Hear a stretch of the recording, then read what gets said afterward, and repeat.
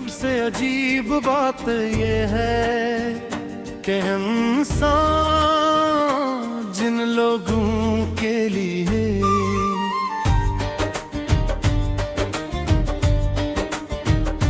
सब कुछ कुर्बान कर देता है, अक्सर वही लोग उसे सबसे ज्यादा तन्हा छोड़ जाते हैं।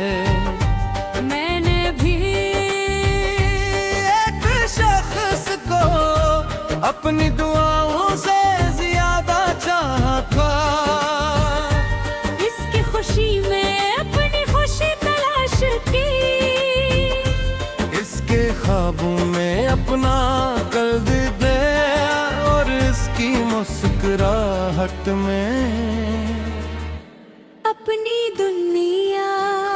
वो मेरी जिंदगी में से आया था जैसे लंबी सर्द रात के बाद पहली सुबह उतरती हो, इसकी बातों में अजीब सा सुकून था और इसकी आंखों में ऐसा जादू जो इंसान को अपना सब कुछ भला दे। मैं इसके साथ बैठता तो वक्त रिक्त सा जाता, दिन छूटे लगते रातें खूबसूरत और दुनिया पहली बार अच्छी महसूस होती। मैंने पहली बार किसी इंसान में अपना घर तलाश किया था, मगर शायद कुछ लोग घर नहीं होते, सिर्फ रास्ता होते हैं। ऐसा रास्ता जो इंसान को खुद से दूर ले जाता है।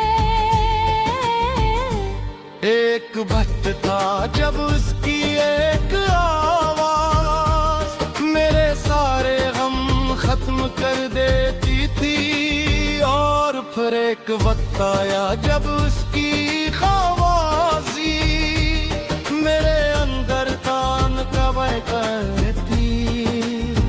वो बदलने लगा था, पहले आसस्ते आसस्ता, फिर मुकम्मल पार को। मैं हर रोज इसकी बातों में अपनी कमी तलाश करता, सोचता शायद मुझसे कोई गलत हुई होगी। फिर बाज लोग गैर किसी वजह के भी बदल जाते हैं, और यही सबसे ज्यादा तकलीफ देता है। मैंने इसे रोकने की बहुत कोशिश की, अपने लाजे नरम किए, अपनी अना तोड़ी, अपने दिल को इसके कदमों में रख दिया। मगर मोहब्बत सिर्फ एक शख्स के चाहने से नहीं चलती हो। एक दिन इसने बेहद आम अंदाज में कहा कि अब पहले जैसा कुछ नहीं रहा। ये एक जमाना नहीं था, ये मेरे सारी ख्वाबों की मौत थी। इस दिन मुझे पहली बार महसूस हुआ कि दिल भी वाकई टूटता है। क्योंकि मैं सांस तो ले रहा था, मगर अंदर से सब खत्म हो चुका था। इसके बाद मैंने खुद को मसरूफ रखने की कोशिश की, लोगों में करता सफर किए, नई चीजें सीखी, मगर इंसान अपने दिल से कहाँ भाग सकता है। हर रास्ता हर कार सी याद तक ले आता था।